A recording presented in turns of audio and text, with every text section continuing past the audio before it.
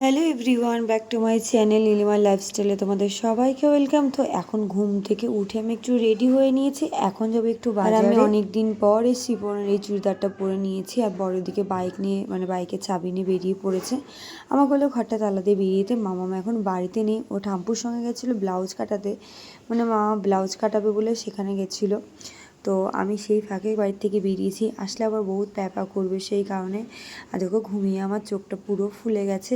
আর এখন আমি শপিং করতে যাবো, নিজের জন্য নয়, একটা বাচ্চা মেয়ের জন্য, আমাদের আজকে জন্মদিনের নিমন্ত্রণ আছে। তো সেখানে আমরা যাব, সেই কারণে ওর জন্য কিছু একটা কিনতে যাব। আর যারা প্রতিবার আমাকে জিজ্ঞাসা করো তোমার বাড়ি কোথায়, তোমার বাড়ি কোথায়, তাদের বলি আমার বাড়ি চন্দননগর, আমি চন্দননগরের বউ আর নদিয়ার মেয়ে, আমার নাম নীলিমা। যাই হোক, তো এখানে শপিং করতে এসে মোটামুটি একটা ড্রেস পছন্দ হলো এবং তারপর নিয়ে নিলাম। কিন্তু পয়লা বৈশাখ উপলক্ষে এখানে কিন্তু প্রচণ্ড ভিড় ছিল।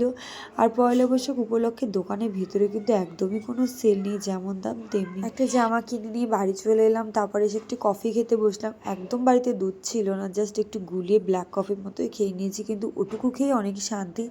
আর চেয়ারে এক গাদা জামা কাপড় জমে গেছে, কারণ দুপুরে আজকে অনেক কাচাকুচি করেছিলাম, যেগুলো তোমাদের সঙ্গে শেয়ার করে উঠতে পারিনি। একটা ব্লগ শেয়ার করেছিলাম যে আমার মেয়ে মেকআপ নিয়ে কী করে, তো আজকে দেখো মেকআপ নিয়ে কী করে, পুরো নিজে রেডি হয়ে নিচ্ছে। মেকআপ, কম্প্যাক্ট, তারপরে highlighter, blusher, lipstick, eye shadow সমস্ত কিছু নিজেই ইউজ করবে। কিভাবে সেটা তোমরা দেখে নাও।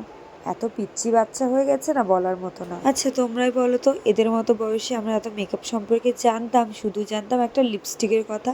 আর বেশিরভাগ বাড়িতে কিন্তু ফেয়ার লাভলি ছিল, যেটা আমরা সবাই ইউজ করতাম। এত মেকআপ এত কিছু জানতামই না, ছোটবেলার কথা তো বাদে দিলাম, অনেক বড় হওয়ার পরও এত কিছু জানতাম না। রিসেন্টলি হয়তো 1-2 বছর এত সম্পর্কে আমি জেনেছি বা মেকআপ করি। এমনি তোমরা আমার বেশি ভিডিও দেখো, আমি কিন্তু খুব একটা মেকআপ করি না, ন্যাচারাল থাকতে বেশি পছন্দ করি। এখন বেঁধে গেছি ঐশ্বর্যর চুল বাঁধলে ও পুরো রেডি। আমি অনেকভাবে বলছিলাম যে এইভাবে ওইভাবে চুল বাঁধ, তো সেটা ওর হবে না, ওর ইচ্ছা মতো ওকে বাঁধতে হবে। আর এত ঢং শিখেছে, মুখের এক্সপ্রেশন দেখলে তোমরা হয়তো বুঝতে পারবে যে কি পরিমাণে ঢং শিখেছে। আরও এতক্ষণ ধরে সেজেছিল যে লাস্টে যখন আমি সেজেছিলাম ভিডিও করব বলে ফোনটা অনও করেছিলাম, বাট ভিডিও স্টার্টিং করিনি। তো যাই হোক, সেই ভিডিওটা আমি আর নিতে পারিনি। ও এত বিরক্ত করেছে, আর একদম আয়নার সামনে থেকে সরতে চাইছিল না, সারাক্ষণ মুখ দেখে যাচ্ছিল। যাই হোক, বকে বকে এখান থেকে সরানো হয়েছিল। দেখতেই পাচ্ছ হচ্ছে না, ওর যেটাই বাজছে সেটাই ওর হচ্ছে না। তো লাস্টে আমি খুব রেগে গেছিলাম।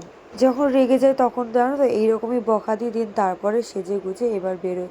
আর একদম ওই কোথাও যাওয়ার সময় প্যান্টই ঘ্যান ঘ্যান করলে খুব বিরক্ত লাগে, এটা না ওটা, একটু খুঁতখুঁতে ভাব করলে সেটাতে সত্যি আমার মাঝে মধ্যে খুব খারাপ লাগে, মাঝে মধ্যে ভীষণ বিরক্ত লাগে। আর আজকে আমি কেন জানি না, মুডটা খুব খারাপ ছিল আমার।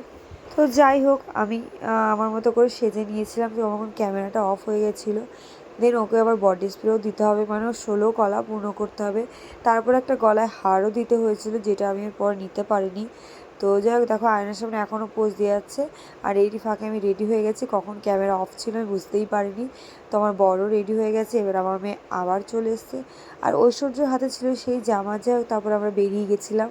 আর এই হচ্ছে মিঠি, এর আজকে জন্মদিন, 3 বছর দেখতে দেখতে হয়ে গেল। তো এখন হবে কেক কাটিং, তার আগে এখানে পোস্ট পাস দিয়ে একটু ফটো তুলে নিচ্ছিলাম।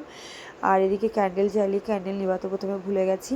তারপর যাই হোক, কেক কাটিং হলো, খাওয়া দাওয়া হলো, অনেক গল্প আড্ডা হলো, আর অনেক এখানে ফটোও তোলা হলো। অনেক দিন পর অনেকগুলো মানুষ যখন এক জায়গায় থাকে তখন কিন্তু গল্পের আসর জমে যায়। আর আমরা যেহেতু গল্প করতে ভীষণই ভালোবাসি, সেহেতু যখনই 4-5 জন এক জায়গা হই তখন চারিদিকের যে নানান রকমের গল্প আড্ডা, যা খুব মজারভাবে রাতটা কেটে গেছিলো কালকে। আমরা যারা গৃহবধূ রয়েছি মাঝে মধ্যে এই 4-5 জন মিলেমিশে গল্প করে মনটা অনেক হালকা হয়, আর মনটা অনেক ফ্রেশও হয়, বেশ ভালো লাগে। ওকেশনগুলোতে এই কারণে যেতে আমার বেশ ভালো লাগে, কারণ গেলে অনেকগুলো বউ মিলে, অনেকগুলো লোক মিলে বেশ ভালো গল্প করা যায়। আর আমরা বাড়িতে একা থাকি, সেই কারণে গল্প করাটা আর হয়ে ওঠে না। অনেকদিন পর শাখা পলা পড়াতে বর বলছিল আমাকে লক্ষ্মীমন্ত বউ লাগছে।